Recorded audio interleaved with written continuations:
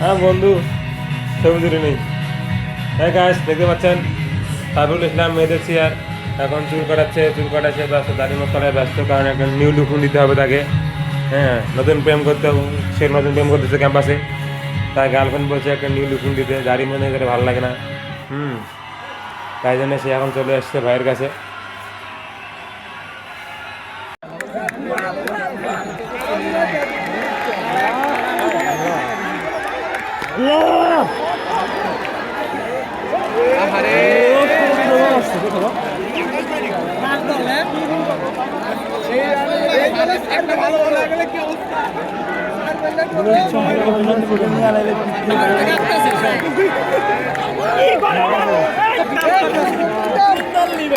বল বল বল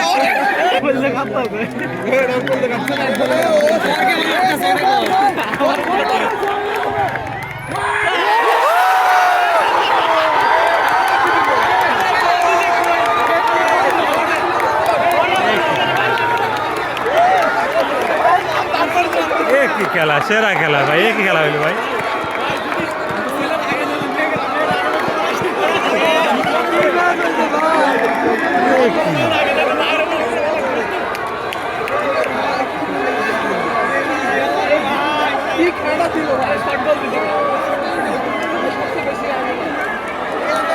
সেরা ম্যাচ, সেরা।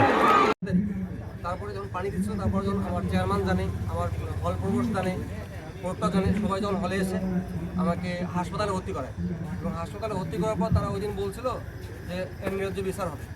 কিন্তু 6 তারিখের ঘটনা, আজকে 11 তারিখ, এ পর্যন্ত 5 দিন হলো, তারা এ পর্যন্ত কেউ আমার কাছে আসেনি। এবং আগামীকাল শেষ দিকে মানে তিন কার্যদিবসের তদন্ত করবে বলছে, কিন্তু কালকে আমাকে ডাকছে। এখন এ পর্যন্ত কেউ আমার কাছে আসে নাই, এবং যে সন্ত্রাসী আমাকে আক্রমণ চালাইছে সেই স্টিল ক্যাম্পাসে ঘুরে বেড়াচ্ছে, এবং আজকেও দুপুরে সে কাছে হলের ভিতরে ঢুকে আমাকে আবার সে বিভিন্ন রকম হুমকি ধুমকি দিচ্ছে, নানা রকম ভয়ভীতি দেখাচ্ছে। আমার যারা হলে সাক্ষী ছিল, আই উইটনেস, তাদেরকেও নানা রকম প্রাণের হুমকি দিচ্ছে। তো এমনটা অবস্থায় আমি যখন দেখলাম যে হলে সিসিটিভি ফুটেজ নাই, অলরেডি সিসিটিভি ফুটেজ নাই, এবং তার বিভাগের চেয়ারম্যান তদন্ত কমিটি আছে, তিনিও তার তদন্ত কমিটি আসে নাই, এবং সে এরকম হুমকি ধুমকি দিচ্ছে। তাই আমি আমার জীবনের নিরাপত্তা নিতে ভুগতেছি, এবং আমি সুষ্ঠু বিচার পাবো না বলে মানে মনে করতেছি। তাই এই প্রেক্ষিতে আমি আমারও অন্বেষণে বসলাম, যতক্ষণ পর্যন্ত না আমি সুষ্ঠু বিচার পাবো এবং আমার জীবন নিরাপত্তা দিতে পারবে প্রশাসন, ততক্ষণ পর্যন্ত আমি অন্বেষণ থেকে ভাঙবো না, উঠবো না। এখন আমরা জানি যে হচ্ছে যে আপনিও বললেন যে আগামীকালকে এই বিষয়ে আপনাদেরকে নিয়ে